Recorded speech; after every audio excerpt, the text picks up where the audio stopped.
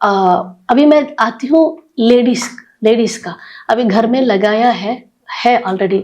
मैंने एक वीडियो देखा है कि बैम्बू का वो छोटे छोटे ब्रांचेस निकलता है, उसके ऊपर एक कवरिंग की तरह रहता है, उसमें से वो कप बना रहे हैं। राइट। ऐसा क्या क्या बना सकते हैं घर में एक छोटे इंडस्ट्री में? उनके सिर्फ एक प्रेसिंग का मशीन है, राइट। उसमें बनाते हैं। एंड सब दोन्ने बोलते हैं उसको, एंड सब मंदिरों में तो उसी में मिलता है प्रसाद।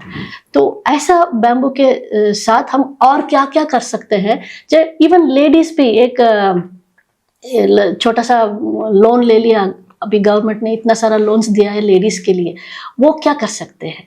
आपने अगर सुना होगा तो इनबार करके एक संस्था है जो इंटरनेशनल लेवल पर काम करती है। तो मैं खुद नहीं बताती, ये संस्था बताती है कि 10,000 प्लस से लेकर कई सारे प्रोडक्ट्स बाम्बू से बन सकते हैं। My God, 10,000! ये डॉक्यूमेंटेड है। तो ये है कि अगर कोई लो इन्वेस्टमेंट में भी काम करना चाहता है तो वो घर में बैठकर भी कई सारे बाम्बू से चीजें बना सकता है।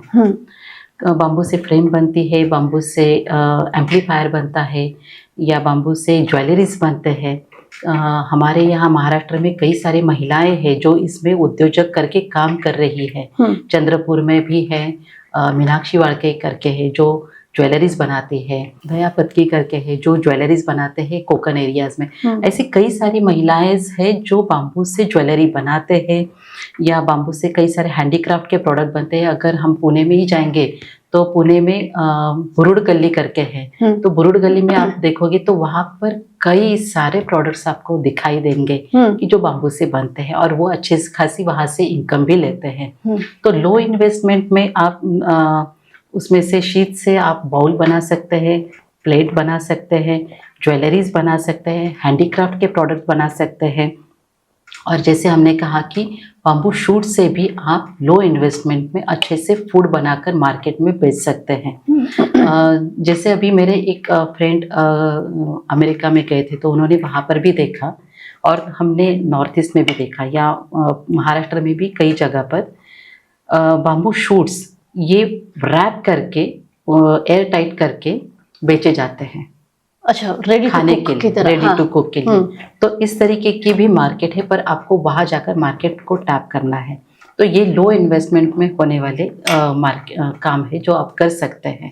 जैसे उत्तर प्रदेश ने मखाना के लिए किया, महाराष्ट्र में कोई भी ये स्टार्टअप आइडिया ले सकते हैं हम। ये अच्छा सा स्टार्टअप आइडिया है, बैम्बू शूट्स का रेडी टू ईट फ्रीज करके सेल करना। Right, fantastic. राइट। बाम्बू का जो पत्ता है वो तो ऐसा ही जाता है, कोई उसको देखता ही नहीं है।